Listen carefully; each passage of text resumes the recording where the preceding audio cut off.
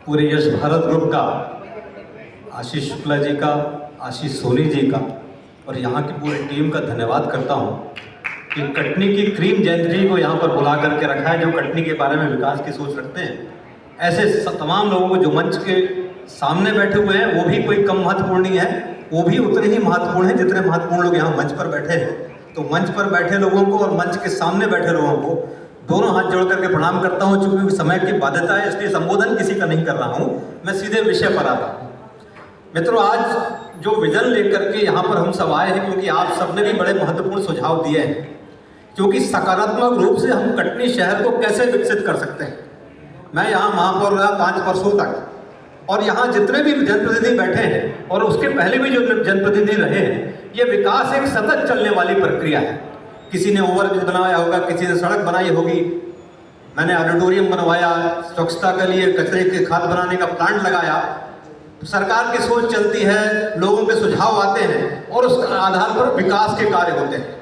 चाहे वो चाका से लेकर के पीर बाबा तक की सड़क का विकास हो, ये ओवरब्रिज, रेलवे का जो ब्रिज बना हो, हर जगह पर विकास के कार्य हुए हैं और विकास के कार्य निरंतर चलते रहते हैं।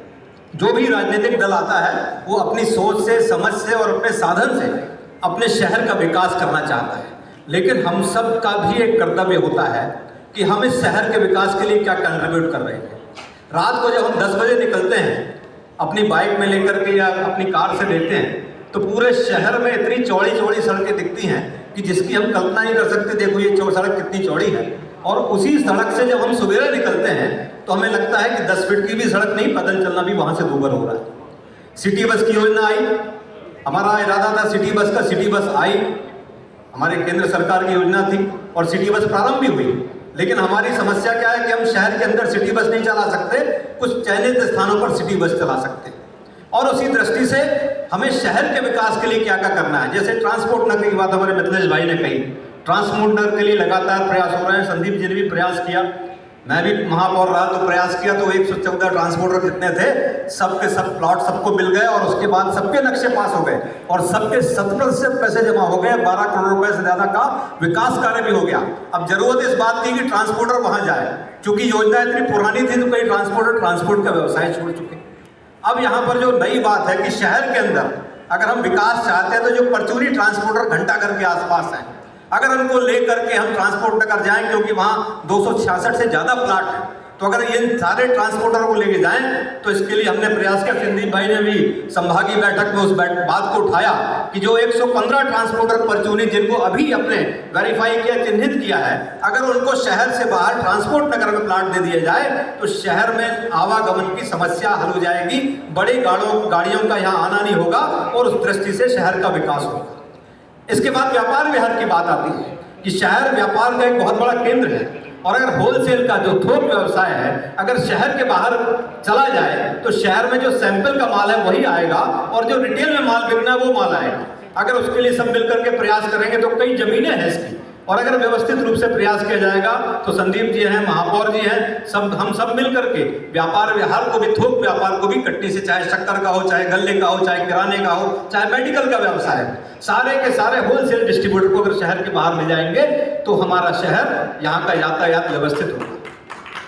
दूसरी बात हमको ये जानना, मैं कहना चाहता हूँ कि शहर हमारा विकसित हो रहा है, जबलपुर रोड में विकसित हो रहा है, हमारा शहर रीवा रोड में विकसित हो रहा है, यहाँ पर शहडोल रोड में विकसित हो रहा है, तो चारों तरफ विकास हो रहा है। तो शहर से भी बाहर लोग निकल करके अगर अपने अपने प्रतिष्ठान बनाएंगे तो शहर का विकास होगा। शहर के बाहर निकलेंगे, वही झंडा बाजार, वही गोल बाजार, वहीं पे मकान बनाना, वही दुकान बनाना और उस तरह से काम चलना।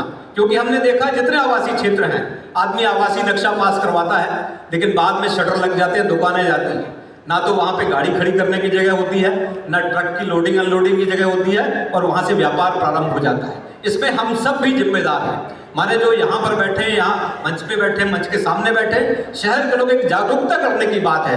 क्या हम जहाँ अपना मकान बना रहे हैं क्या 5 फीट की जगह छोड़ सकते हैं? क्या हम वर्टिकल में चले जाएं, ऊपर जितना कंस्ट्रक्शन कर सकते हैं? क्या हम अपने घर के सामने पार्किंग छोड़ सकते हैं? क्या? और जो आवासीय क्षेत्रों में जो व्यापार के केंद्र खुल रहे हैं, अगर शहर के बाहर अवसर मिल जाए तो लोगों को यहाँ खोलने की जरूरत ना पड़े, क्योंकि शहर में नो एंट्री होती है और नो एंट्री में समय फिक्स होता है, कब वाहन का आना, कब वाहन का जाना। और उसकी दृष्टि से अगर देखा जाए तो अगर शहर के बाहर होलसेल के या कोई व्यापारी रहेंगे तो शहर का विकास होगा, शहर में यातायात सुगम होगा, हमारा जीना जो है सहज होगा।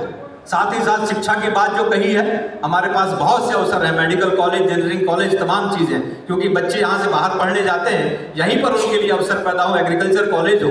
इस सब के लिए सब जनप्रतिनिधि मिलकर के प्रयास करेंगे तो इसके परिणाम भी सकारात्मक होंगे। हम शिक्षा, स्वास्थ्य की दृष्टि से और गरीब कल्याण की दृष्टि से हर व्यक्ति के लिए, चाहे वो गरीब से गरीब व्यक्ति, आज प्रधानमंत्री आवास के माध्यम से लगभग 7,500 लोगों को आवास मिले हुए हैं, सबके लिए अपनी अपनी छत बनी हुई है। तो ये एक काम जो चल रहा है सरकार के, केंद्र सरकार के प्रयास से, राज्य सरकार के प्रयास से और यहाँ जनता के प्रयास से, हम सब मिल करके शहर के विकास के लिए सोचें कि शहर आज से 5 साल बाद कैसा होगा, 10 साल बाद कैसा होगा और 50 साल बाद शहर की क्या रिक्वायरमेंट होगी, हमारे पानी की कितनी रिक्वायरमेंट होगी। नर्मदा का पानी अगर आ जाता है तो हमारे शहर की आने वाली 30-40 सालों की रिक्वायरमेंट पूरी होगी। लेकिन हमें इस बात की चिंता करना पड़ेगी कि अपने घर में हमने वाटर हार्वेस्टिंग लगाया क्या, अपने घर में जल को संचित करने का प्रयास किया क्या। ये सब बातें परस्पर चलती हैं। विकास हम चाहते हैं, शहर हमारा सुंदर हो, विकसित हो, लेकिन हमारे भी उसके लिए दायित्व हैं और सबके लिए, सबका अपना अपना दायित्व है। सभी अगर अपने दायित्वों का निर्वहन करेंगे तो मैं समझता हूं कि कटनी सुंदर होगा, कटनी विकसित होगा, यातायात की दृष्टि से हर क्षेत्र से विकसित होगा। और ये जो चर्चा है, जो हम छोटे गली मोहल्लों से निकल करके बड़ी बातों को सोच करके किस विजन के साथ हम चल रहे हैं, हमारे उद्योगों का विकास कैसे हो सकता है, कैसे हम इंडस्ट्रियल एरिया डेवलप कर सकते हैं, हमारे